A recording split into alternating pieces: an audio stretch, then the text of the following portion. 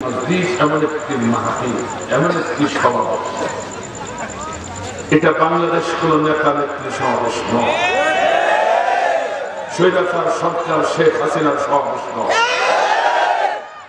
বেগম খালেদা জিয়ার সমাবেশ নয়, মরহুমের শ্রদ্ধায় সমাবেশ এটা নয়।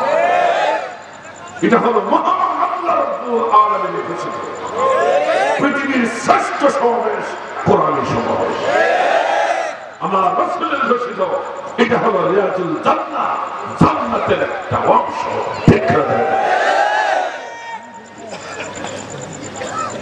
এই সমাবেশে দাঁড়িয়ে দাঁড়িয়ে কোরআন শোনা যায় না, শৃঙ্খলার সাথে শুনতে হয়। মমতা বাবু যেহেতু নেই, হারাই গেছে। সালমা এবং শাহরুখ খান, স্বপ্ন, এদের গান এবং ড্যান্স সব শেষ হয়ে গেছে। এখানে দাঁড়িয়ে দাঁড়িয়ে শোনা যায়, কিন্তু কোরআনের মাহফিলে বেয়াদবি করা যায়। ভলান্টিয়ার ভাইরা ছাড়া আর অমুসলিম ভাইরা ছাড়া, যদি মুসলিম কেউ হয়ে থাকে শুধু রাসূলের কারণে, আল্লাহর কারণে, আল্লাহর ভালোবাসা, রাসূলের ভালোবাসা, যেখানে জায়গা পান সেখানে বসে যান। আল্লাহ আপনার নসিবটা ভালো করেও আজকে দিতে পারে, ঠিক না? আগে চলে যাবেন বলে সেভাবে প্রস্তুতি নিচ্ছি, দেখি বুঝে ওয়াজটা কেমন। যদি ভালো লাগে তাহলে থাকবো, না যেভাবে আছে এইভাবে পাঠাবো। এরকম মানসিকতা যদি থেকে থাকে একটা ফেল করে দেয়, নাহলে মুনাফিকের আক্রমণ বুকিয়ে মুখে করে দিয়ে বাড়ি ফিরতে হবে। ভয়ের তো আর কোনো কারণ কি আছে? আমার ভাইরা, কোরআনের তাফসীর করতে যে দুটি কথা আগে বলতেই হবে, নাহলে তাফসীরের হক আদায় হবে। তাফসীর মানে উন্মোচন করে দেওয়া, খুঁজে দেওয়া, প্রকাশ করে দেওয়া। যে ভাষায় মানুষ বোঝে সে ভাষায় মানুষের কর্ণ কুহরে চোখের ভিতরে ঢুকায় দেওয়া, এর নাম হচ্ছে তাফসীর। এর নাম কি? তাফসীর। কিন্তু স্বৈরাচার জালিম সরকারের আমলে আমরা এইভাবে খুলে খুলে বলতে পারি না। যদি এখন তো তা হবে না, খুলে খুলে বলা হবে। আমি আগেও বলতাম, এখনো বলবো, ঠিক না?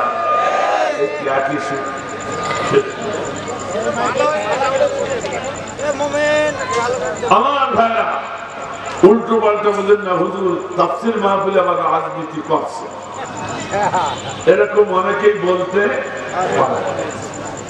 কিন্তু আমার ভাইরা আবু সাইদ, মুগ্ধ, আবু রায়হান সহ 1000 বৈষম্য বিরোধী ছাত্র আন্দোলন কর্মী নেতারা তাদের শহীদ এবং রক্তের মাধ্যমে আজকে বাংলাদেশের নতুন করে স্বাধীনতা অর্জন করেছে। মুক্ত স্বাধীন দেশে, মুক্ত বাতাসে অফেন্সিভ কোরআনের কথা শুনবার এবং বলবার জন্য সুযোগ করে দিয়েছে। সেই সমস্ত শহীদদের যদি স্মরণ না করি, তাদের জন্য এতটুকু দোয়া না করি, তাহলে বড় অকৃতজ্ঞ হয়ে যাবো। কথা বল না কেন? সেজন্য প্রথমেই আমরা কাছে দোয়া করি, আল্লাহ এই শহীদদেরকে জান্নাতের উচ্চ মাকাম তুমি দান করো। যারা হাত, পা, চোখ, নাক, কান হারিয়ে পঙ্গু হয়ে বিছানায় পড়ে কাতরাচ্ছে, তাদের জন্য আল্লাহর গহীর মদদ চালু করা আছে। আল্লাহর গহীর মদদ দাবি করি এবং তাদের গোটা পরিবারে করে আল্লাহর রহমতের বিছানা বিছাই দিচ্ছে। আল্লাহ শুধু নয়, যেখান থেকে সূত্রপাত হয়েছে এদেশে ইসলামী আন্দোলনের নেতাগুলোকে, নারীদের রাসূলগুলোকে বিনা বিচারে তারা ফাঁসির মঞ্চে নিয়েছে। শুধু তাই নয়, বিশ্ববরণ্য হলে আল্লামা মরহুম শহীদ দেলোয়ার হোসেন সাঈদীকে তারা ২০ প্রয়োগে হত্যা করেছে। তাদের শহীদের রক্তের পরে আজকে বাংলাদেশ সিদ্ধ হয়েছে। এই বাংলার জমিনে কালেমার পতাকা ছাড়া কিছু উঠতে পারে না, পারে না। আমার ভাইরা, যখন বিএনপির মতো শক্তিশালী দল ঘরে উঠে বসে আছে, জামায়াত ইসলামী বাংলাদেশের মতো শক্তিশালী একটি দল, তারা ঘরে বসে বসে তাহাজ্জুদ গুজার করছে, চোখের পানি ফেলে কাটছে। কারণ এই স্বৈরাচার সরকার, এই ফাঁসির সরকার, শেখ হাসিনা সরকারের সম্মুখে যে প্রতিবাদ করে তাকে গুলি খেয়ে মরতে হয়। কেউ সাহস পেল না, অথচ আল্লাহ রাব্বুল আলামিন ছোট্ট ছোট্ট আমাদের সন্তান, আমাদের ছেলেরা, নিরস্ত্র ছাত্ররা, বৈষম্য বিরোধী ছাত্র আন্দোলনের কর্মীদের, নেতাদের স্লোগান নারাই তাকবীর হুঙ্কারের সম্মুখে শুধু শেখ হাসিনা নয়, তার পরিষদ বর্গ নিয়ে ভারতে পলায়ন করেছে।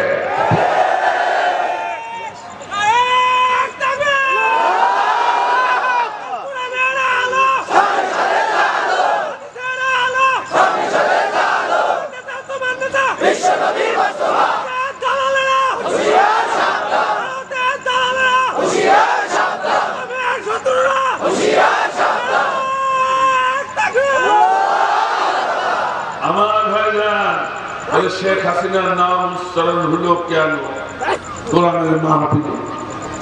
এরকম কমেন্টস এসেছে আমার কাছে, এখান থেকে না অন্য জায়গা থেকে। তার উত্তরটা ভালো করে দিয়ে নেই, ভালো করে শুনে তাফসীর হচ্ছে।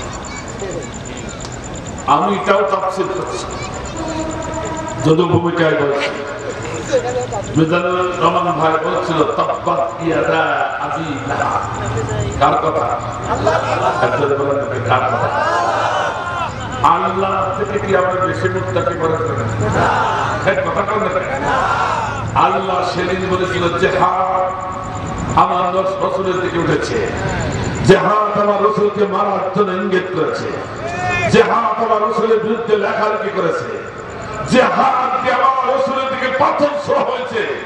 তাব্বাত ইয়াদা আবি লাহাব, ওই আবু লাহাবের হাত ভেঙে চুরে চুরমার হয়ে গেল। এটা কে বলেছেন? আর ধরেন কে বলেছেন? আজকে যদি সূরা, এই সূরাটা এখন আবু লাহাবের সূরাটা যদি এখন নাযিল হতো, তাহলে আল্লাহ শেখ হাসিনার নামে কথা বুঝতে পারছেন না? এখন যদি এই আয়াতটি নাযিল হতো, শেখ হাসিনাকে স্মরণ করে, শেখ হাসিনাকে লক্ষ্য করে আল্লাহ নাযিল করতেন। যে হাত আইনাঘাত তৈরি করেছে, যে হাত খুন ক্রস তৈরি করেছে, যে হাত নায়েবে রাসূলকে মারার জন্য ইঙ্গিত করেছে, সে হাতগুলো ধ্বংস হয়ে যায়। সে আর কেউ না, শেষ হয়ে না শেখ হাসিনা। এই কথা বললে তোমার রাগ আলেম ভাইরা আছে, আর কত কাল বোবা থাকবে। তাফসীরে 20টি পয়েন্ট কেউ বলেছেন, কেউ বলেছেন 16টা, কেউ বলেছেন 17টা, কেউ বলেছেন 14টা, কেউ বলেছেন 7টা। তো মজার একটা বিষয় ছিল, সব তাফসীরকাররা একটি পয়েন্টের ব্যাপারে একমত। সেটা কি? যে সময় তাফসীর করা হচ্ছে, বাস্তব প্রেক্ষাপটে যদি কোনো শিক্ষা থাকে, সে শিক্ষাটা মানুষের সম্মুখে তুলে ধরতে হবে। এই তাফসীর, এই সূরা তাফসীর যদি করা হয় বর্তমান, এর বাস্তব শিক্ষা শেখ হাসিনার স্বৈরাচার, তাকে তুলে ধরতে হবে, ঠিক না? এটাই হলো তাফসীর। কিন্তু আমার দেশের কিছু সুবিধাবাদ, চিন্তাবাদ, কিছু ক্ষতি, কিছু আলেম এই বাস্তব শিক্ষাটা উঠাতে চায় না। মার খাওয়ার ভয়ে, জেলে যাওয়ার ভয়ে, ক্ষতিগুলো ছুটে যাবে, মুক্তিগুলো ছুটে যাবে, পীরগুলো ছুটে যাবে, সে ভয়।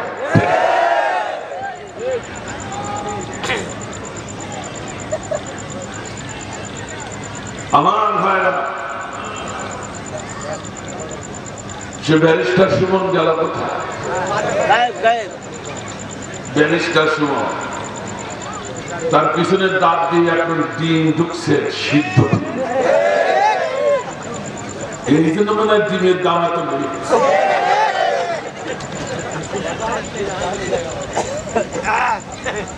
তিনজনকে স্মরণ করো, সবার স্মরণ করবে না, সুন্নত আদায় করো। শেখ হাসিনা করেছি আর ব্যারিস্টার সুমন ধরেছি, তিনজনকে স্মরণ করি, সুন্নত আদায় করি, তারপর সবগুলো তো করা যাবে না, ঠিক না? অনেকেই জানেন না, টক শোতে ব্যারিস্টার সুমন বলবো এদেশে যারা নারাই তাকবীর আল্লাহু আকবার সালাম দেয় ওরা সবগুলো জঙ্গি। সুবহানাল্লাহ বলবেন না, নাউযুবিল্লাহ।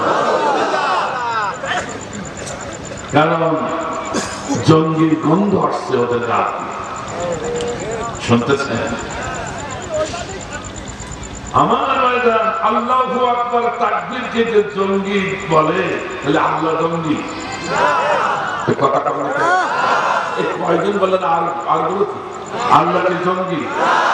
আল্লাহ সরাসরি কল করে দিলেন সূরাতুল মুদ্দাসির, কল করে দিলেন। কেন কোরআন শুনতে চান?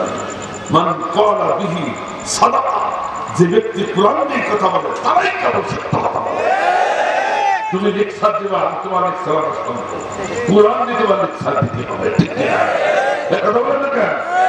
আল্লাহ সূরাতুল মুদ্দাসিরে বললেন ও রব্বাকা ফাকাব্বির, তুমি যেখানে যে অবস্থায় থাকবে, এমনকি ফাঁসির মঞ্চে যদি দাঁড়াও, সেখানে আমি আল্লাহ আমার নামে তাকবীর দিতে হবে, আমার শ্রেষ্ঠত্ব ঘোষণা করতে হবে।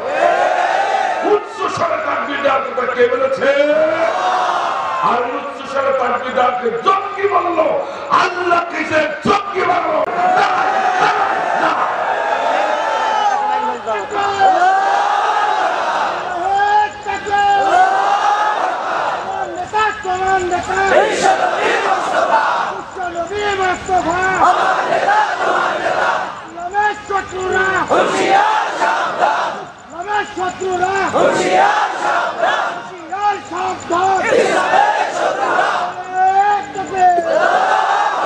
তগুতের শক্তির নাকে ডগায় তাকবীর দেওয়া হত আলমগীর এসেছে 60 বছরের নফল ইবাদতে সওয়াব দিবা। হ্যাঁ, মসজিদের কুরাই হুজরাখানার কুরাই বসে তাকবীর দিবা, সওয়াব দিবা। এই ময়দানে এসে একবার আল্লাহর নামে তাকবীর দিয়ে তুই সওয়াব দিতে পারবা। 60 বছরের নফল ইবাদতে সওয়াব, আর তুমি তাকবীর দিবে কয়টা সওয়াব? এই কথা কও, এটা পাক্কা শয়তান। যার মসজিদের কুরাই হুজরাখানার কুরাই সে তাকবীর করবে, ময়দানে বাতিলদের বিরুদ্ধে স্লোগান দিবে না, এটা শয়তানের ধাঁধা নাই না।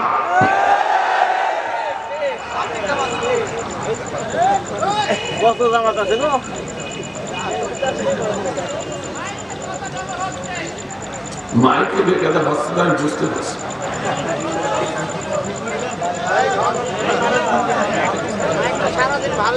মনিটার একেবারে কাছাকাছি তো,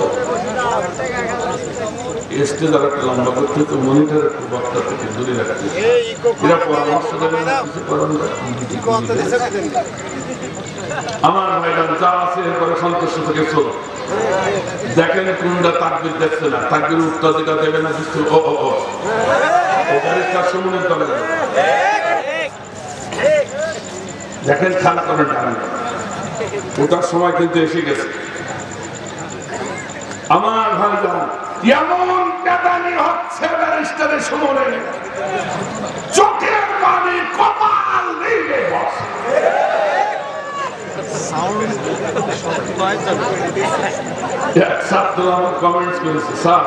আপনি একটা অধ্যাপক মানুষ, লোক সমাজে এরকম কথা বললে আমাদেরকে ইজ্জত যায় কেন বাবা? চোখের পানি করে কপাল দিবি, চোখের পানি দাঁড়িয়ে কাদা কপাল বেয়ে নিচে যাবে।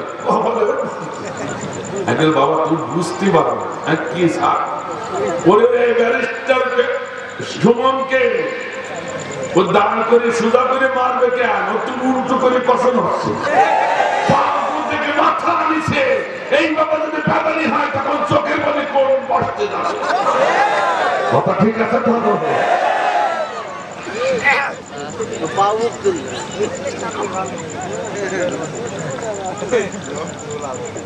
আমার সে কাব্য কাদের গলা যেগুলো খেলা হবে আমি পালাবো কথাটা আমরা বলছি ওর কাব্য কাদের আসো আমরা খেলতে বসছি নাকি ভাই এক ছাত্র বলছে স্যার কাব্য কাদেরকে খুঁজে পাওয়া যাচ্ছে তো ঘুরতে ঘুরতে চিন্তা করলাম যে গুগলের কাছে গুগল তো সব বুঝি যায় যা প্রশ্ন করি তার উত্তর গুগল যখন দেয় আজকে দিন গুগলের কাছে প্রশ্ন করি যে আমাদের সে খাবো তাদের কোথায় যেই প্রশ্ন করেছে ও গুগল ভাই কাওয়াকাদেরকে খুঁজে পাওয়া যাচ্ছে না একটু খুঁজে দাও তো কোথায় আছে একটু অপেক্ষা করো কিছুক্ষণ পরে গুগল তার ভাষায় বললো সরি স্যার সরি কেন কি হয়েছে কাওয়াকাদের আমার নেটের বাইরে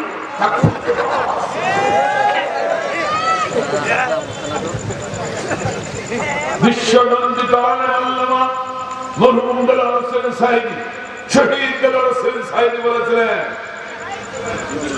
যারা ইসলামের কথা বলে ইসলাম প্রতিষ্ঠার কথা বলে তোমাদের এই কথা শুনে গাওয়া দলে তাদের মারতে চাও সহ্য করতে পারো না শুনে রাখো এমন একদিন আসবে তোমার নাকের ডগায় কালেমার পতাকা পথ পথ করে উঠবে সেদিন তোমরা পড়াবার জন্য ইঁদুরের বাক্যও খুলে পাবে না তার কথাগুলো তো আজকে একবার খাপে খাবে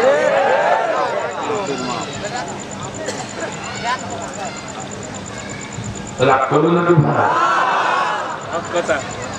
এই জন্য আমরা চরম স্বাধীনতা পেয়েছি পরম স্বাধীনতা পেয়েছি স্বাধীনতা আনা সহজ বজায় রাখা খুবই কঠিন এই জন্য আমাদেরকে সজাগ হতে হবে ঠিক কিনা ঠিক কিনা এদেশে বৈষম্য বিরোধী ছাত্র আন্দোলনের কর্মীরা এমন সদা টেকনাফ থেকে দেখলেন সুন্দরবন থেকে বান্দরবন এরা চাতক পাখির মতো বসে আছে কোন স্বৈরাচার নতুন করে যদি ওই শেখ হাসিনার স্বৈরাচারের নাম নিয়ে আবার বাংলার জমিনে বিশৃঙ্খলা সৃষ্টি করতে চায় বাংলাদেশের তৌহিদি জনতা বাংলাদেশ ইসলামী আন্দোলনের কর্মীরা তথা বৈষম্য বিরোধী ছাত্র আন্দোলনের কর্মীরা একটা অবশ্যই থাকবে না যারাতে যা আছে তাই নিয়ে রাজপথে তাদেরকে প্রতিহত করবে তাদেরকে বাধ্য করার সুযোগ দেওয়া হবে না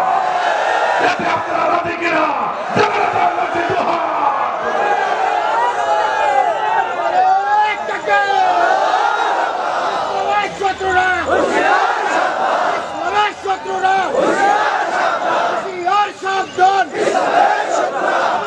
তোমার নেতা বিশ্ব নবী মুস্তাফা কোরআনের আলো সংসদের আলো আসুন সরাসরি করা أعوذ بالله من الشيطان الرجيم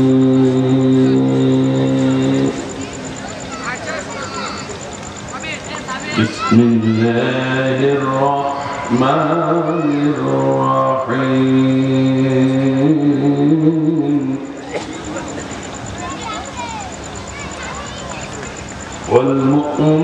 والمؤمنون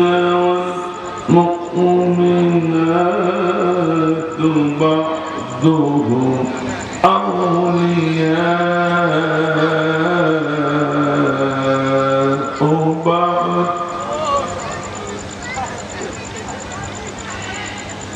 يأمرون بالمعروف وينهون عن المنكر ويقيمون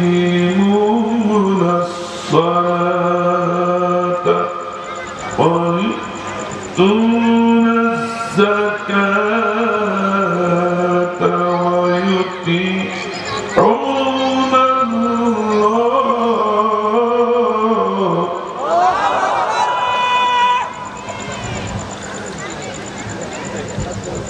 ويطيعون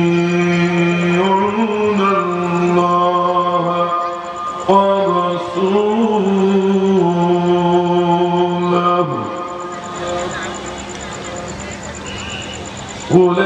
أولئك سيرحمهم الله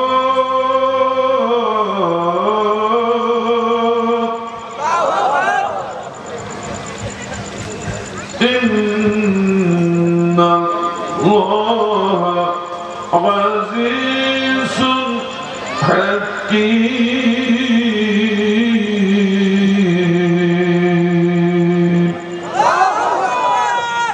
صدق الله العظيم আলম ভাইরা হাফেজ সাহেব অন্তত বসা না আপনাকে বুঝি নিয়ে না আমি সূরাতুত তাওবা ৭১ নম্বর আয়াত উপস্থাপন করেছি। তাওবা শব্দের অর্থ কি? ফিরে আসা। ফিরে আসতে স্বৈরাচার শেখ হাসিনার কাছে, বাংলাদেশের নেতা নেত্রীর কাছে না, ফিরে আসো কোরআনের কাছে। সুবহানাল্লাহ।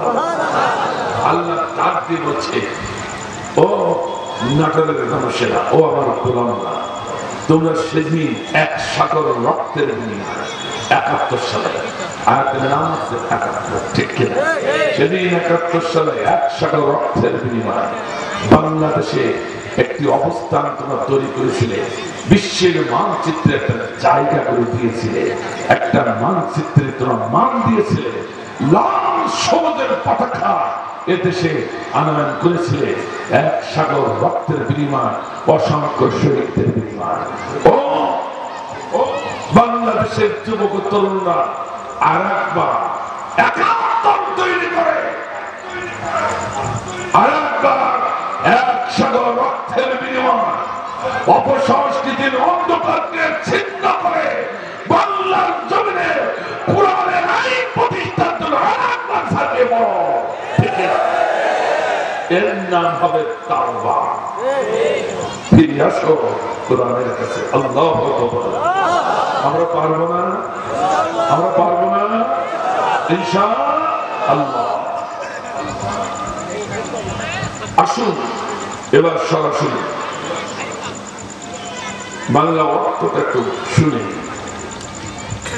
আল্লাহ বলছেন, আল মুমিনুনা ওয়াল মুমিনাত বা'দুহুম আউলিয়াউ বা'দ। মুমিন একে অপরের বন্ধু। কে বলেন কথা? আল্লাহ। তাহলে মুমিনের বন্ধু কারা? মুমিন। মুমিনের বন্ধু কারা? মুমিন। সে মুমিন পুরুষ হোক আর মহিলা হোক। তাহলে মুনাফিক, ফাসিক, ফুজ্জার, শৈলাচারের বন্ধু কোনদিন বাড়াতে পারে না। স্পষ্ট? এটা নকল। এই বন্ধু বানানো নকল না ফরজ? কথা বলে না, কথা। আল্লাহর হুকুম ফরজ না নকল? আরো ধরে বলো। তাহলে মুমিন শুধুমাত্র মুমিনের সঙ্গে বন্ধুত্ব করতে পারে, কোন মুনাফিক, ফাসিক, শৈলাচারের সঙ্গে মুমিনের বন্ধুত্ব হতে পারে। কথাকে বুঝতে পারছেন? আল্লাহর হুকুমকে ভায়োলেট করেছে, ফরজকে অস্বীকার করে সে মুনাফিকের সাথে বন্ধুত্ব করেছে। কথাটা মুমিন হয়ে যে নামাজের সঙ্গে যদি বন্ধুত্ব করে, বুঝতে হবে ওর নামাজের কোনো ফায়দা না, ও নামাজ সব বিফল। এরকম লোক আমাদের বাংলাদেশে নেই, আছে? থাকলেও না গেলে নেই। বুকে হাত দিয়ে দেখেন আপনি বন্ধু কারে বানাইছেন। আপনি ৫ ওয়াক্ত নামাজি, আপনি মুমিন বলে দাবি করেন, এমন একজনকে বন্ধু বানালেন, সে নামাজও পড়ে না, দাঁড়িয়ে বসাব। এরকম নেতা বাংলাদেশে আছে? একটু জোরে।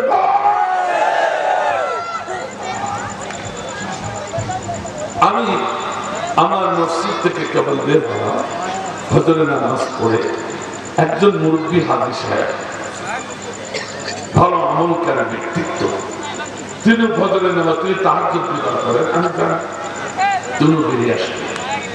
আমি আগে যাচ্ছি, উনি কিছু হঠাৎ লম্বা করে একটা সালাম বলে দিল।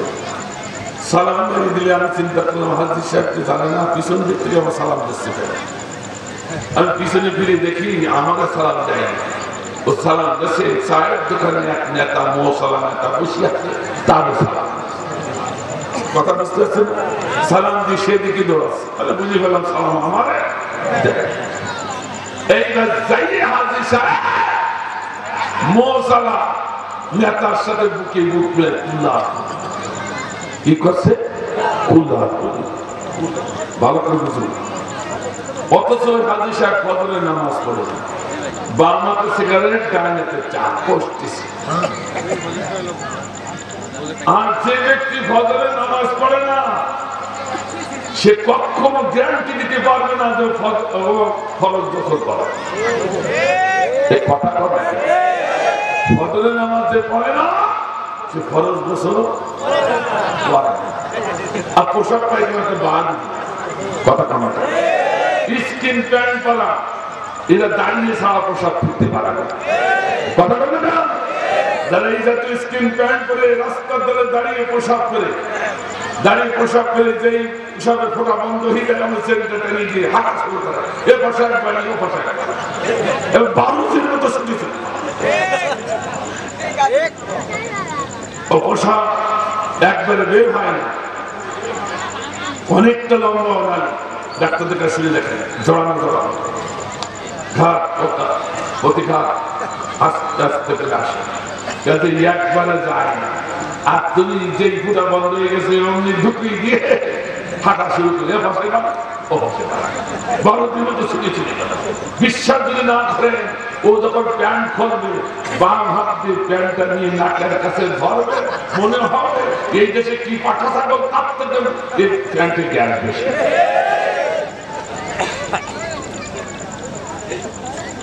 তাহলে এটা মুমিন না মুনাফিক? একটু জোরে আর একটু জোরে বলে। আল্লাহ তোমার বন্ধু হবে কেবলমাত্র মুমিন।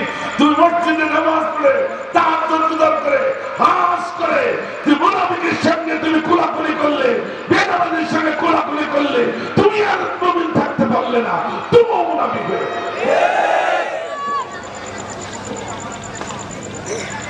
কথাটা বুঝাতে পেরেছি? এটা খুব সাবধান।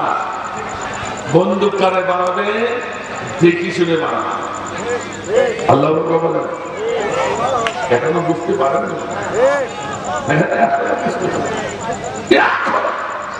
কি না দিলি বলবে না, চোখে কানের ভিতরে গুতাই না ঢোকালি বলবে। আমার বাইরে সব থেকে বড় বন্ধু হলো নেতা। নেতা প্রভাবিত হয় মানুষ, ঠিক না? তাহলে সব থেকে বড় বন্ধু কি? এই সমাজের নেতা। নেতা নির্বাচন যখন করবা সে মুমিন কিনা তোমাকে যাচাই করতে হবে। আল্লাহর কসম দিয়ে বলছি, মুমিন ছাড়া কোন মুনাফিক যদি নেতা বানান, আল্লাহর কসম তোমার নামাজ জুতা হাত কোনো কিছু কাজে আসবে না। কাল কিয়ামতের শূন্য হাতে তোমার জাহান্নামে যাওয়া লাগবে, ঠিক না? একটু অপেক্ষা করেন, দলিল দিয়ে বুঝাবা না চলে যাবেন। খেলা বিস্তারিত বলা হবে, খুব খুব শান্তি দলিল দিয়ে বুঝাবো ইনশাআল্লাহ। আল্লাহ বলছেন এই ছোট ছোট ছেলেগুলি এখানে বসছে কেন মাঝখানে? এরা তো উঠে যাবে, ওরা তো তাফসীর বোঝে না। এই যারা তবে তাড়াতাড়ি ওরা এখন খাবে। উস্তাদ চলে গেছে না, উস্তাদই নেই, ওরা এখন ওইদিকে তাড়াবে ট্রেনের বগির মতো। আমার ভাই খুব ভালো করে শুনুন, সূরাতুল বনী ইসরাঈলের ৭৬ নম্বর আয়াতে আল্লাহ বলছে লা ইয়াস্তাফিজুনাকা। ওরা মদিনার মুনাফিকরা বলেছিল রাসূলকে অবশ্যই তোমাকে উৎখাত করব। আমি বলছি না, কে বলছে? আল্লাহ। ও নবী এই ঘোষণা তারা দিয়েছিল। তারা বলেছিল এই মোহাম্মদ আব্দুল্লাহ বেটা মোহাম্মদ এই দেশ আমাদের, আমার বাপ দাদা, এই মদিনা তোমার না। অথচ মদিনাবাসীরা তাদের জায়গা দিয়েছিল, ঠিক কিনা? কিন্তু সবাই না। এদিকে মক্কার কুরাইশ মুশরিকরা ওই মদিনার কিছু লোককে তারা হাত করে মুহাম্মদ সাল্লাল্লাহু আলাইহি ওয়াসাল্লামের বিরুদ্ধে লাগিয়ে দিয়েছিল, ঠিক কিনা? তোমার দেশ হলো ফিলিস্তিন, নবী রাসূলুল্লাহ ওখানে আসে, তুমি ওখানে চলে যাও, ওখানে চলে যাও। এটা আমাদের বাপ দাদার দেশ, এই দেশে তোমার কথা বলার কোনো সুযোগ নেই। কথাটা ঠিক আছে?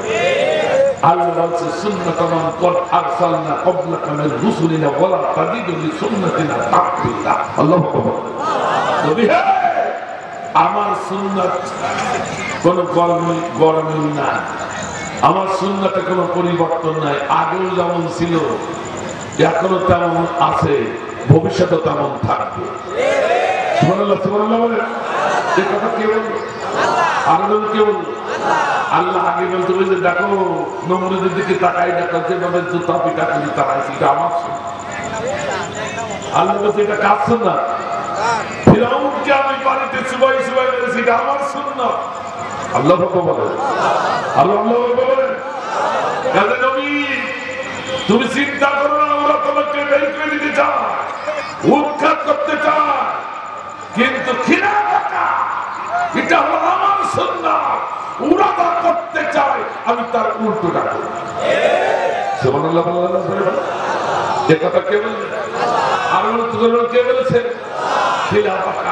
তাই তো আমরা দেখলাম সেদিন আল্লাহ রাব্বুল আলামিন রাসূলকে মদিনা মক্কায় প্রতিষ্ঠিত করাইছে, তার বিরুদ্ধে যারা ছিল তাদেরকে উৎখাত করেছে। এটাই হলো আল্লাহর সুন্নাত। সুবহানাল্লাহ। আজকে বাংলাদেশে কি হলো? তাফিজুনাকা মুদাররিসিনা, তার একটা লাম তাকিদ ব্যবহার হয়েছে, কোন ওরা বলেছিল, আর আল্লাহ বলেছে খিলাফত আমল করব। সুবহানাল্লাহ। এর উল্টোটা আমার নয়। যদি মুদাররিসিনা ব্যবহার করতে তাহলে আমরা বেশি যেতাম, ওই মাঝি সিগা ব্যবহার করলে আমরা বেশি যেতাম। যে মুদাররিসিনা ব্যবহার করলে আল্লাহ বলছে এই ভবিষ্যৎ এরকম হবে। সুবহানাল্লাহ। আপনারা সুবহানাল্লাহ। 1500 বছর আল্লাহ বলেছে, আর আজকে দিব্যির চোখে বাংলাদেশে বসে দেখতে পাচ্ছে। সুবহানাল্লাহ। সুবহানাল্লাহ। 1 তারিখে বলেছিল তোদের নিবন্ধন বাতিল করে দিলাম, তোদের দেশে থাকতে দেওয়া হবে না, এদেশ আমার বাবার দেশ। আমি কি বানাই বলছি না? আমি কি বানাই বলছি? দেশ হলো আমার বাবার দেশ। তোমাদের দেশ হচ্ছে পাকিস্তান, সেখানে ছেড়ে দাও, তোমাদের নিবন্ধন বন্ধ, বাক শক্তি কেড়ে দাও, দলদারি করতে পারবে না, ঘরের থেকে বেরোতে পারবে না, গুম খুন কুলাফের আইনা করবে। আল্লাহ বলল খিলাফত, আমি তার উল্টোটা করি, এটা আমার সুন্নাত। ঠিক না? এখন যাদেরকে তাড়াতে চাইছিল, যাদেরকে নিবন্ধন বন্ধ করেছিল, তারা এখন প্রতিষ্ঠিত এই জমিনে, আর যারা চাইছিল তারা ঝাঁটাগুলো মুখে করে দেয় ভারতে। বাবা এটা কার সুন্নাত? আরো জোরে বলুন। এটা ভয়ের কোনো কারণ না। এখন ওখানে বসে বসে বলছে আমি একেবারে কাছাকাছি আছি। বৈষম্য বিরোধী ছাত্র আন্দোলনের কর্মীরা বলছে আসো বাবু, তাড়াতাড়ি সব করে আসি, সব কথা কান্না কেন? আমরাও ধরে ঘায়টা মাক্কায়া আইনা দেবো। কথা কান্না কেন? এই দেশে বৈষম্য বিরোধী ছাত্রদের কথা ঠিক কিনা? বুয়াইশো চটকরিয়া, ও আইশো চটকরিয়া, আনাগার তোমার জন্য রাখছি গো সাজাইয়া। রিসিপশনে বইসা আছি আমরা, রিসিপশনে বইসা আছি, ও বুবু রিসিপশনে বইসা আছি, জুতার মালা লইয়া আয়নাঘর তোমার জন্য রাখছি গো সাজাইয়া বুবু, আয়নাঘর তোমার জন্য রাখছি গো সাজাইয়া। নির্বিচার মারছ মানুষ ক্ষমতার লাগিয়া, নির্বিচার মারছ মানুষ ক্ষমতার লাগিয়া। দিন ধর্ম আর মানবতা সবকিছু ভুলিয়া বাবু, সবকিছু ভুলিয়া তোমার পাপের শাস্তি পাইতে হবে। ও বাবু, পাপের শাস্তি পাইতে হবে, পাপের শাস্তি পাইতে হবে, যাইও না তা ভুলিয়া। আয়নাঘর তোমার জন্য রাখছি গো সাজাইয়া বুবু, আয়নাঘর তোমার জন্য রাখছি গো সাজাইয়া। ও বাবু আইসো চট করিয়া, আয়নাঘর তোমার জন্য রাখছি গো সাজাইয়া। আমার ভাইরা, এরপর আল্লাহ বলছে ইয়ামুরুনা বিল মারুফ ওয়া ইয়ানহাউনা আনিল মুনকার। হে মুমিন, তোমরা যারা স্বৈরাচারের বিপক্ষে আছো, তোমরাই তো মুমিন, ঠিক কিনা? আমাদের এখন বসে থাকলে চলবে না। আল্লাহ বলছে ইয়ামুরুনা বিল মারুফ, সৎ কাজের আদেশ দিতে হবে, ওয়া ইয়ানহাউনা আনিল মুনকার। ওই স্বৈরাচার সরকার, জালিম সরকার, সেনারা নতুন করে যদি কোন প্রতিপত্তান্তরে করার চেষ্টা করে, তার হাতে সহস্তে তার প্রতিহত করতে হবে। কথা কার? কথা কার? এখন আসল করে মুমিন কারা? সবাই মুমিন বলে দাবি করবেন তা কিন্তু হবে। মুমিন কারা? মুমিনের 30টি বৈশিষ্ট্য মহাগ্রন্থ আল কোরআনে আছে। আমি প্রায় 22-24টা তাফসীর গবেষণা করে 8টি বৈশিষ্ট্য বের করেছে। কয়টা? 8টা। 30টি বৈশিষ্ট্য ভেঙে চলে 8টা করেছি। এই 8টি বৈশিষ্ট্য যাদের ভিতরে পাওয়া যাবে তারা পাক্কা মুমিন। চিল্লাইলে মারহাবা। কিন্তু 8টি বৈশিষ্ট্যের একটিও যদি না থাকে, বুঝতে হবে ওখানে মুনাফিকের বৈশিষ্ট্য রয়েছে, খালি থাকবে না। আজকে কি রাজি আছে? আমার মুমিনকে আজকে যাচাই করতে রাজি আছে? যদি কোনো বৈশিষ্ট্য বাদ করে যায়, সঙ্গে তওবা করবে যে আল্লাহ এটা পূরণ করে নেব। নতুবা আপনি যত বড়ই মুসলমান দাবি করেন, মুমিন দাবি করেন না কেন, নামাজি দাবি করেন না কেন, মুনাফিকের বৈশিষ্ট্য ঢুকি আছে। নামাজ পড়ি, রোজা রাখি, তারপরও আব্দুল্লাহ বিন উবাইয়ের মতো মানুষ রাসূলের ভিতরে 10 বছর কাটারে নামাজ পড়ে, সে যদি মুনাফিক হতে পারে, তুমি এত করে শিওরিটি দিচ্ছ কি করে যে আমি মুনাফিক না? শুনো, মুমিনের বৈশিষ্ট্যগুলো খুব দ্রুত শুনতে হবে। প্রথম বৈশিষ্ট্য আমি নিয়ে এসেছি আল্লাহর পথে জিহাদ। সুবহানাল্লাহ। অনেকে প্রশ্ন করতে পারেন, হুজুর নামাজের কথা তো আগে আসা উচিত ছিল, রোজার কথা বড় বড় ইবাদত, হজের কথা বড় বড় ইবাদত, জিহাদের কথা আগে আনলেন কেন? প্রশ্ন হতে পারে কিনা? আজকে খুব খেয়াল করে শুনুন, যদি তাদের মগজে ঘিলু আছে তারা সেটা বুঝবেন। আমার মা বলি না, আপনারা একটু খেয়াল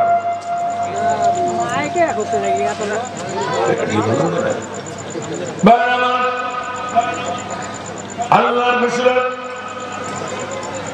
হুজরাতে 15 নম্বর আয়াতে বলছেন, ইন্নামাল মুমিনুনা আল্লাযীনা আমানু বিল্লাহি ওয়া রাসূলিহি সুম্মা লাম ইয়ারতাবু ওয়া জাহাদু বিআমওয়ালিহিম ওয়া আনফুসিহিম ফি সাবিলিল্লাহ উলাইকা হুমুস সাদিকুন।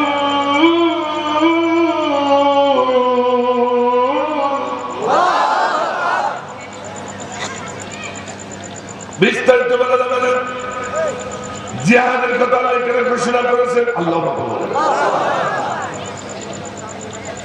মহাগ্রন্থ আল কোরআনে যতগুলো ফরজ ইবাদত আছে ভালো করে শুনুন, আমার মায়েরা শুনুন। জিহাদ শুধু পুরুষের জন্য না, মাদের জন্য। সুবহানাল্লাহ। আমার মা ভালো করে শুনুন, মহাগ্রন্থ আল কোরআনে যতগুলো ইবাদত আছে ফরজ ইবাদত, সর্বশ্রেষ্ঠ ইবাদত হলো আল্লাহর পথে জিহাদ করা। সুবহানাল্লাহ। একটু প্রমাণটা নিয়ে যান, স্ট্রাকচারাল ডাক্তার শুনে যান। আমার ভাইরা, নামাজ একটা ফরজ ইবাদত, তার নফলও আছে, সুন্নাতও আছে, ওয়াজিবও আছে, ঠিক কিনা ধরবেন? আমার রোজা একটা ফরজ ইবাদত, তার ফরজও আছে, নফলও আছে, সুন্নাতও আছে, আছে কিনা? আবার নামাজ একটা ফরজ ইবাদত, তার ফরজও আছে, তার নফলও আছে, আছে কিনা ধরুন? কিন্তু জিহাদ একটা ফরজ ইবাদত, কিন্তু তার কোনো নফল নাই, সুন্নাত নাই। জিহাদ সব সময়ের জন্য ফরজ। আল্লাহ সব সময়ের জন্য ফরজ, আর মাঝে মাঝে একটু ফরজে কিফায়া হয়, তার সুন্নাত নফল না, ফরজে কিফায়া। তাহলে বুঝুন, যে জিনিসটা সব সময় ফরজ, কোন সময় নফল হয় না, সেই জিনিসটা বেশি দামি না যেটা নফল হয়, ফরজ হয়, সেটা বেশি দামি। যেটা সবসময় ফরজ সেটা বেশি দামি, ঠিক কিনা? এখন হয়তো বুঝলেন না, আরো একটু বোঝাবার চেষ্টা করে। আমার ভাইরা একটু শুনবার চেষ্টা করুন। আর নামাজ সম্পর্কে 82 জায়গায় এসেছে, রোজা সম্পর্কে কয়েক জায়গায় এসেছে, আমার নামাজ সম্পর্কে কয়েক জায়গায় এসেছে ফরজ। কিন্তু মহাগ্রন্থ আল কোরআন আল্লাহর জমিনে আন্দোলন সংগ্রাম করা, এটা ফরজ, এটা নফল নয়।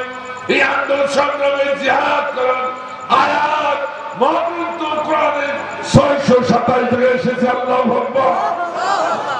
627। আল্লাহ বুঝাইতে চাইছেন সব ইবাদতের থেকে বড় ইবাদত হলো আল্লাহর রাস্তায় জিহাদ করা। আমার ভাইরা, এখন হয়তো বিশ্বাস হলো না, আরো একটু করে নিচ্ছি না, অসুবিধা হচ্ছে নাকি আপনাদের? অসুবিধা হচ্ছে নাকি? একটা কঠিন জিনিস, এটা কিন্তু তাফসীর হচ্ছে, আমার বুঝার চেষ্টা করো। তাফসীর সবাই বুঝে না, মাথা একটু ঘিরে থাকার প্রয়োজন আছে। আমার ভাইরা, আর একটু বুঝার চেষ্টা করো। নামাজ পড়ে যদি কেউ মারা যায়, জান্নাত হতেও পারে, নাও পারে। রোজা রেখে যদি কেউ মারা যায়, জান্নাত হতেও পারে, নাও পারে। হাজ করেও যদি কেউ মারা যায়, জান্নাত হতেও পারে, নাও পারে।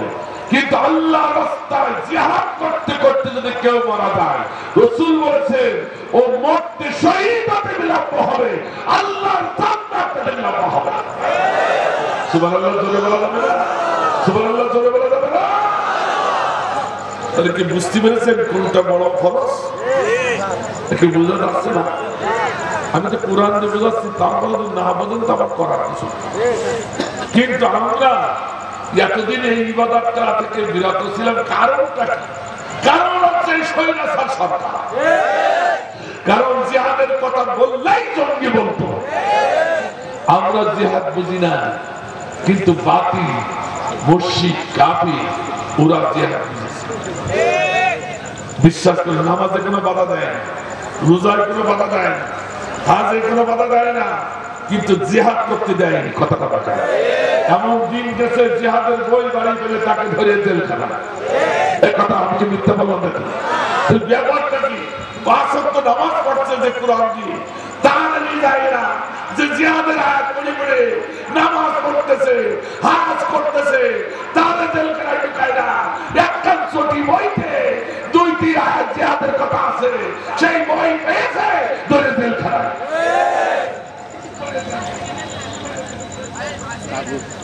আমার ভাইদের ওরা গুরুত্ব জানে, কিন্তু আমরা বুঝি না।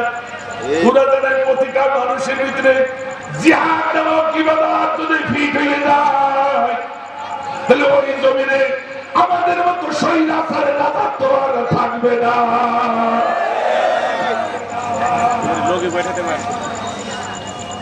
কথা কি বুঝা যাচ্ছে?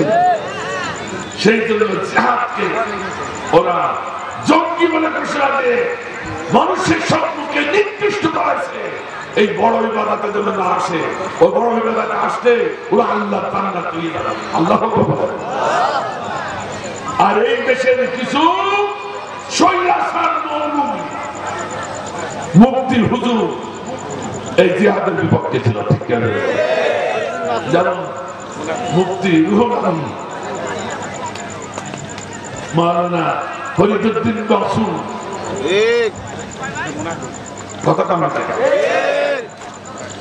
শেখ হাসিনা যখন বলালো ও তখন বলালো তুই জাতীয় মসজিদের ক্ষতি আমাদের ইজ্জতটা নষ্ট করে দিলি।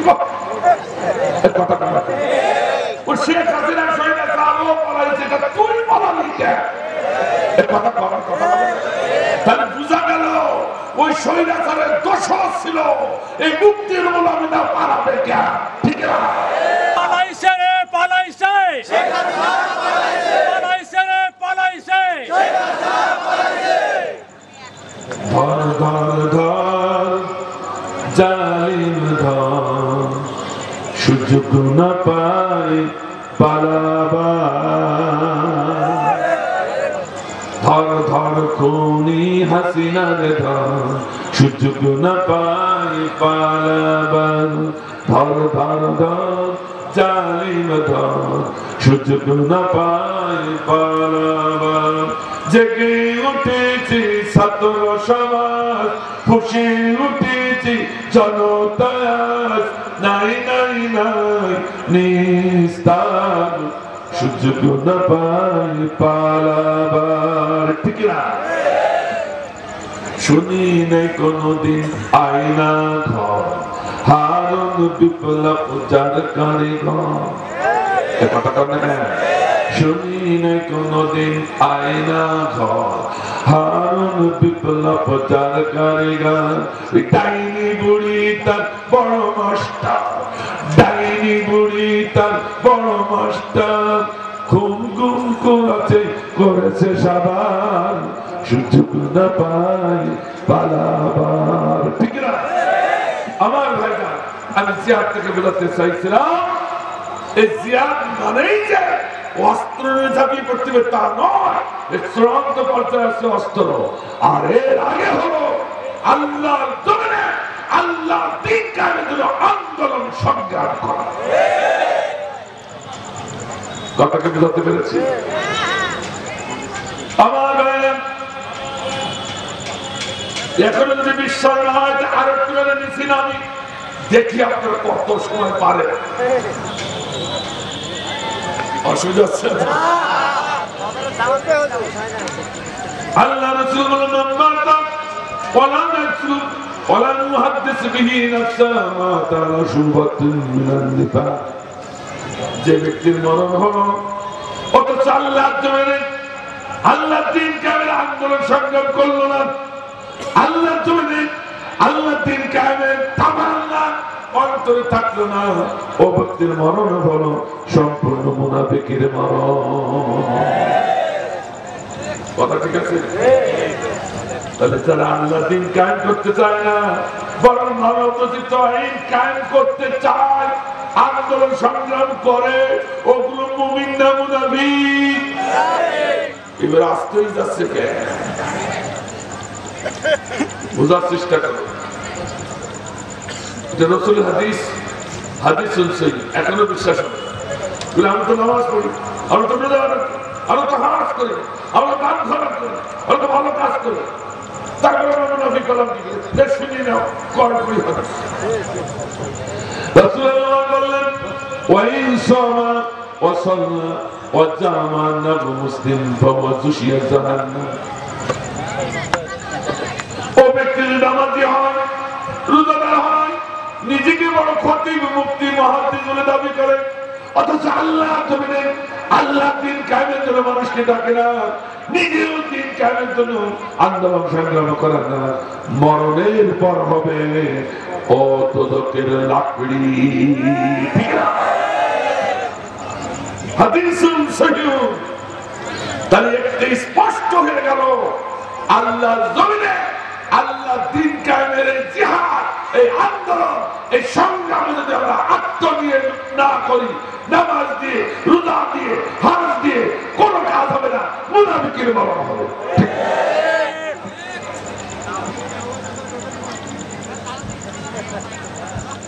অসুবিধা হচ্ছে? এবার হচ্ছে 2 নম্বর, আল্লাহর স্মরণে ওদের দিনটা কাঁপবে। মুমিনের দিন আল্লাহর স্মরণে কাঁপে। সুবহানাল্লাহ। এখানে কাঁপে ওঠে। মুফাসসিররা বলেছেন আল্লাহর কুরআন যখন শোনে ভয়ে এবং আনন্দে আল্লাহর নামে লাফিয়ে লাগে। সুবহানাল্লাহ। এই জন্য কিছু যুবক দেখা যায়, কিছু ভাইরা দেখা যায় আল্লাহর নামে সহ্য করতে না পেরে দাঁড়িয়ে তাকবীর শুরু করে। এদেরকে খারাপ ভেবেন না, ওতে ফার্স্ট ক্লাস মুমিনের লক্ষণ। আল্লাহু আকবার। কারণ আল্লাহর নামে তাকবীর দেওয়া এটা ঈমানের পূর্ব লক্ষ্য। অত সহজ না, কথা কম না কেন? এই জানা বলছেন ইন্নামাল মুমিনুনা আল্লাযীনা ইযা যুকিরাল্লাহ ওয়াজিলাত কুলুবুহুম ওয়া ইযা তুলিয়াত আলাইহিম আয়াতুহু যাদাতুহুম ঈমানান ওয়া আলা রাব্বিহিম ইয়াতাওয়াক্কালুন। 2 নম্বর ব্যাখ্যা করলাম না। 3 নম্বর, মুমিন আল্লাহ এবং আল্লাহ রাসূলের আনুগত্য করবে বিনা কন্ডিশনে। আল্লাহু আকবার। কার আনুগত্য করতে হবে? আল্লাহ এবং আল্লাহ রাসূলের। আল্লাহ বলেছেন কুরআন যখন শুনবে তোমরা সব কাজ কর্ম বন্ধ করে দিয়ে, কথাবার্তা বন্ধ করে দিয়ে তোমরা কোরআন শুনবে। তাহলে যারা উঠে যাবে তারা কি আল্লাহর পক্ষে? ইল্লাহ জরুরত, শরীয়তে জরুরত যারা আছে তার কথা আলাদা। তাহলে আল্লাহর আনুগত্য হলো কি করে? আল্লাহর দাসত্ব হলো কি করে? এটা একটা ইবাদত। আপনি ইবাদতে উঠে চলে যাবেন, আল্লাহর দাসত্ব হলো কি করে? মুমিনের 3 নম্বর বৈশিষ্ট্য হলো যারা আল্লাহর আনুগত্য করবে, রাসূলের ইতাআত করবে। ঠিক কি না? অন্য আয়াতে আল্লাহ বলেছেন আতিউল্লাহ ওয়া আতিউর রাসূল ওয়া উলিল আমরি মিনকুম। আল্লাহ বলেন আল্লাহ রাসূলের আনুগত্য বিনা শর্তে, উলিল আমরি মিনকুম এখানে কন্ডিশন নিয়ে নেতাদের আনুগত্য করা ফরজ। ঠিক না? অর্থাৎ যে নেতারা কুরআন এবং হাদিসের আলোকে নেতৃত্ব দেবে তাদের আনুগত্য করা নফল না ফরজ? জোরে বলেন না। এই আনুগত্য আমাদের ভিতরে নাই, এই জন্য এত বিশৃঙ্খলা আমাদের ভিতরে। ঠিক কিনা? সাহাবীদের ভিতরে কেবল আনুগত্য ছিল। শুনুন, হাদিস থেকে বলছি, আল্লাহ নবী সাহাবীদের তিনি দাস দিচ্ছেন, হাদিসের দাস। রাসূল বললেন একলারা ওয়ালবাতাই মাশাআ খুতওয়াতাই কুল্লু জান্নাতুন মিসলু দুনিয়া মাররাতাই। হাদিসের বর্ণনা শেষ হয়ে গেল। অর্থ নবী বললেন ইয়া সামিরা, তোমরা একজন আলেমকে দাওয়াত করে 2 কদম এগিয়ে আসবে, 2 কদম এগিয়ে আসবে। তাকে দাওয়াত করে বাড়িতে বসে যদি 2 লক্ষ খাবার তার সঙ্গে বসে বসে খেতে পারো, আল্লাহ রাব্বুল আলামিন প্রতিটি কাজের জন্য 2 খানা জান্নাত তোমার দান করে দিবেন। আল্লাহু আকবার। কুল্লু জান্নাতুন মিসলু দুনিয়া মাররাতাইন, প্রতিটি জান্নাত হবে 2টি পৃথিবীর সমতুল্য প্রশস্ত। আল্লাহু আকবার। সাহাবীদের আনুগত্য কেমন? ওই মজলিসে জাবির রাদিয়াল্লাহু তাআলা আনহু ছিলেন। দাস যখন শেষ হয়ে গেল, জাবির দাঁড়িয়ে গেল, ইয়া রাসূলুল্লাহ একটু অনুমতি দিন, আমি বাড়িতে যেতাম। যাও জাবির, তোমাকে অনুমতি দেওয়া। হযরত জাবির দৌড়াতে দৌড়াতে বাড়ি হাজির। স্ত্রীকে ডেকে বলে, স্ত্রী আল্লাহ নবীর জবান থেকে ভালো একটা হাদিস শুনে এসেছি। কিসে? একলারা ওয়ালবাতাই মাশাআ খুতওয়াতাই কুল্লু জান্নাতুন মিসলু দুনিয়া মাররাতাই। স্ত্রী বুঝতে পারলো আরবি ভাষাভাষী, স্বামী না আর এক মুহূর্ত কাল বিলম্ব করা যাবে না, আপনি দৌড়ে চলে যান, আল্লাহ নবীকে দাওয়াত করুন, দু কদমে গিয়ে আসুন, দু কদমে গিয়ে আসুন, আল্লাহ নবীর সঙ্গে বসে বসে দু লোকমা খাবার খান, আল্লাহর দোকানে জান্নাত আমরা সিনাই দিব। আল্লাহ দেখেন সাহাবীদের আনুগত্যটা কেমন, যখনই শুনেছে সামিনা ও তাআনা, এখানে বলা হয়েছে সামিনা ও তাআনা, সূরা নূরের 51 নম্বর আয়াত, যখনই শুনলো তখনই মানবার জন্য পাগল। আল্লাহ বলে আমার যেই না দাবি করানো শুরু করেছি, অমনি স্ত্রীটা বলে স্বামী একটু দাঁড়াও, তুমি তো যাচ্ছ আল্লাহর নবীকে দাওয়াত করতে, আল্লাহর নবীকে দাওয়াত করে খেতে দিবে কি? আমার তো মদিনার সব থেকে গরিব মানুষ, হতে পারে তো কোনো খাবার নাই। এই কথা বলার সঙ্গে সঙ্গে হযরত নবী বসে পড়লেন, দু চোখের পানি ছেড়ে দিয়ে কান্না শুরু করলেন, আল্লাহ এমন গরিব কেন বানালাম? তোমার নবীকে দাওয়াত করলেন, আল্লাহ তাকে খেতে গিয়ে দোকানে জান্নাত আদায় করতে পারবো না, এমন গরিব তুমি আমাদের কেন বানাইলা? ছোট বাচ্চার মতো যখন কান্না শুরু করে দিচ্ছে, তখন স্ত্রী আমার দেশের স্ত্রী নয়, জাবিরের স্ত্রী কেমন স্ত্রী, মুমিনা স্ত্রী কেমন, সঙ্গে সঙ্গে দেখলো আমার স্বামী কাঁদে, চোখের পানি বড় কষ্ট পেয়েছে, আমার স্বামীর চোখের পানি কিভাবে মোছা যায়, অমনি চিন্তা করতে করতে হঠাৎ তার ব্রেনে একটা বুঝ দিয়ে দিলেন। হঠাৎ স্বামীকে বললেন, স্বামী পেয়ে গেছি, কেঁদো না, ওঠো, চোখের পানি মুছো, উভয় একটা পেয়ে গেছি। হ্যাঁ, জাবির রাদিয়াল্লাহু তাআলা হেসে উঠলো, মনে হলো তার চেহারা দিয়ে চাঁদের পানির মতো হাসিগুলো বের হয়ে গেল। আল্লাহু আকবার বলেন। বড় বড় স্ত্রী, ও স্বামী, আমাদের একটা মাত্র সম্বল, একটি বকরি, এই বকরিটা দোকান জান্নাত অর্জনের জন্য আল্লাহর নবীর পদ মুবারকে আমরা উৎসর্গ করে দিব। সুবহানাল্লাহ। অথচ এই বকরিটা দিয়েছিল জাবিরের স্ত্রী আব্বা। আমার দেশের মহিলা হলে বলতো আমার আব্বার বকরি, আমার আব্বার দেওয়া বকরি। হযরত জাবির দৌড়াতে আল্লাহর নবীর সম্মুখে হাজির হয়ে গেলেন। যাই দেখেন সাহাবীরা চলে গেছে, কিন্তু চারজন মিনিস্টার রাসূলের পাশে বসে আছে। সুবহানাল্লাহ। কয়জন মিনিস্টার? চারজন মিনিস্টার, হযরত আবু বকর, হযরত ওমর, হযরত উসমান, হযরত আলী। এর থেকে বোঝা গেল ইসলামের রাজনীতি করা নকল। বুঝতে পেরেছে? তাহলে বুঝতে পেরেছে ইসলামের রাজনীতি করা কি? আরো জনে বলুন। অথচ এই দেশের কিছু আলেম এখনো বলে রাজনীতি করা হারাম। ওরা হচ্ছে কুয়োর ব্যাগ, ওরা হচ্ছে ভারতের দালাল, ওরা হচ্ছে সন্ন্যাসী শেখ হাসিনার দালাল।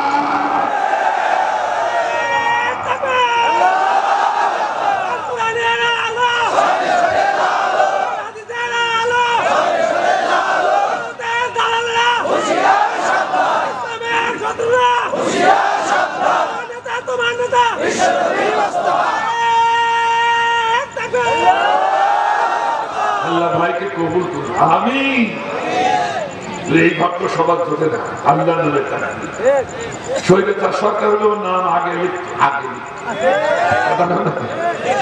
লিখে তো জেলে দেওয়ার ব্যবস্থা করতো। কথা না, আমি ভাই জান কণ্ঠ বসা, মাইক ডিস্টার্ব করছে, এই জন্য পারছি এর খুব সংক্ষেপে আমি ছেড়ে দিচ্ছি। ব্যস্ত হয়ে পড়েছে, আমি এই পয়েন্টটা দিয়ে ছেড়ে দেবো ইনশাআল্লাহ। ভাইরা আমার আনুগত্য কাকে বলে একটু শুনো। অমনি সামনে দিয়ে বলেন, ইয়া রাসূলুল্লাহ, ইয়া হাবিবাল্লাহ, গুস্তাখি মাফ করুন, আমি মদিনার সবথেকে গরিব মানুষ, আমার বাড়িতে আপনাকে একটু দাওয়াত করতে চাই, দাওয়াতটা কবুল করবেন? এই কথা শুনে মাত্র আল্লাহ নবী সম্মান দিয়ে দাঁড়িয়ে গেলেন। সুবহানাল্লাহ। যাদেরকে সম্মান দিয়ে দাঁড়িয়ে গেলেন, দাঁড়িয়ে বলো যাবি তোমার দাওয়াত কবুল করলাম আমি মদিনার প্রেসিডেন্ট, মুসলমানদের নেতা, বিশ্ব নেতা, আমি তোমার কাছে ছোট্ট একটা আপিলি করতে চাই। ও জাবির, আমার আবেদনটা কি মানা যাবে? জাবির আনন্দ বলে হুজুর বলুন সে কি আপিলি? তোমার বাড়িতে আমি 4 জন মিনিস্টারের সাথে করে নিতে চাই, তুমি কি রাজি? সুবহানাল্লাহ বলো। তাহলে বোঝা গেল দাওয়াত যাকে করবে সেই শুধু যাবে, মনে হয় দাওয়াতের সাথে আর 4-5 জন নেওয়া যাবে না। আমার দেশে তো এরকম আছে, একজনের দাওয়াত করে 5 জন চলে যায়। কথা বলে না রাসূল আবেদন করলে 4 জনকে নেওয়া যাবে। জাবির বললেন হুজুর আপনি 4 মিনিস্টার কেন, মদিনার তামাম মানুষ যদি আমার বাড়িতে নিতে চান আমি জাবির তাতে রাজি। আল্লাহু আকবার বলে। অনেকে দূর থেকে বলবে এই মুসলমানদের গল্প কাহিনী হাদিস বলছে কি? আমার ভাইরা বুঝে আবেগে পাগল, মুমিন কোনদিন পাগল হয়। ওই বাড়িতে একজনের খাবার নাই, মদিনার তামাম মানুষ খেতে দিল, পাগলামি করেছে। নাউজুবিল্লাহ।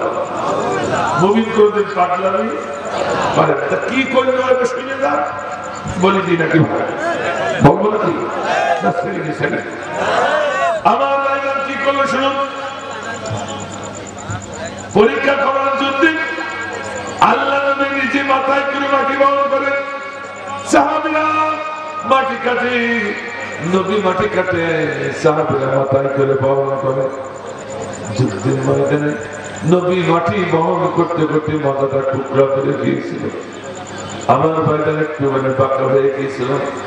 এইগুলো মুসলমানদের নেতা, এইগুলো বিশ্ব নবী। আর আমাদের দেশের নেতা ভোটের আগে শুধু পা ধরে, হাত ধরে, টাকা দেয়, পয়সা দেয়, রাত্রে ঘুমাতে দেয় না। যেই না ভোটে পাশ করে দেয় ওর কাছেও যেতে চায় না। মুসাফা করতে চাইলে হাতে হাত লাগবে, সাবধান দিয়ে ধুয়ে ফেলে। কথা ঠিক না? একটু বেশি বলে ফেলে। নবী আমার যুদ্ধের ময়দানে মাটি কাটছে, মাথায় করে মাটি বহন করছে। ইঞ্জিন নিটায় একজন সাহাবী আল্লাহর নবীর সম্মুখে দাঁড়িয়ে, ইয়া রাসূলুল্লাহ, হাবিবাল্লাহ, যুদ্ধের ময়দানে আরামে দাঁড়াতে পারছি না, ক্ষুধার্ত মানুষ, সারাদিন কিছু খাই নাই, আপনি না আমাদের নেতা, একটু খাবারের ব্যবস্থা কি করা যায় ইয়া রাসূলুল্লাহ? এই কথা যেই বলেছে আল্লাহর নবী খাপ করে ডাইরেক্টটা ধরে ফেলল, ধরে ফেলে সাহাবীর হাতটা টান ধরে পেট মুবারকে আস্তিনটা উঁচু করে পেট মুবারকে লাগিয়ে দিয়ে বলল, ও আমার সাহাবী, তুমি সারাদিন না খেয়ে যুদ্ধের ময়দানে কাজ করছো, আর মুসলমানদের নেতা বিশ্ব নবী আখির জামানার নবী 3 দিন না খেয়ে পেটে বেল বেঁধে যুদ্ধের ময়দানে কাজ করে। আল্লাহু আকবার, আল্লাহু আকবার। এই হলো মুসলমানের নেতা, ঠিক কিনা? ও মুসলিম ভাইরা, এরকম নেতা যদি একবার আনতে পারো তাহলে শান্তি শুধু মুসলিমরা করবে না, তোমরাও শান্তি পাবে, তোমরাও নিরাপত্তা পাবে। ঠিক না? আমার এই কথাটাই বলেছি। সঙ্গীতের সামনে হাত থেকে টান করে নেই, চোখে বলেছি কি বলি, ইয়া রাসূলুল্লাহ, ইয়া হাবিবাল্লাহ, মুস্তাকি মাফ করে দেন, আমি ভুল করে ফেলেছি, আপনারা কষ্ট দিয়ে ফেলেছি, আমার মাফ করে দেন। আপনার 3 দিনের খোদার কথা শুনে আমি সারাদিনের খোদা দূর হয়ে গেছে।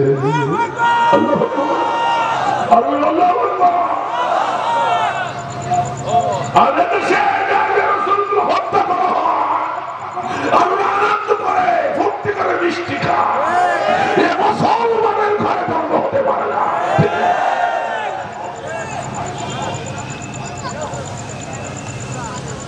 নবী আমার সারাদিন মিনিস্টা তিনি খাবার বিলাচ্ছেন রাসূল বললেন হে আবু বকর এবার যাও বাড়িতে যাও গোসল করে খাওয়া দাওয়া করে তারপর নামাজ পড়ে চলে আসো আম্মা বাড়ির দিকে যায় সারাদিন খাবার বিলায় বাড়ির দিকে কেন রাসূল বলছেন আয়েশা ও আয়েশা প্রিয়তমা আয়েশা বাড়িতে কোনো খাবার আছে নাকি আয়েশা সিদ্দিকা রাদিয়াল্লাহু তাআলা আনহা কেঁদে উঠে বলেন ইয়া রাসূলুল্লাহ হাবিবাল্লাহ গুস্তাকে মাফ করে দেন সারাদিন আপনি রাষ্ট্র খাবে ব্যস্ত আপনাকে কিছু বলতে পারেনি আপনার কলিজার টুকরা ফাতেমা মাকে তারা দিন বাড়িতে বলে আছে কোনো খাওয়া না গোটা রাসূলের পরিবার ক্ষুধার্ত না খেয়ে অবাধকে আল্লাহ নবী মদিনার প্রেসিডেন্ট নিজতে অসহায় গরিবদের প্রদাতার খাবার বেলায় আল্লাহু আকবার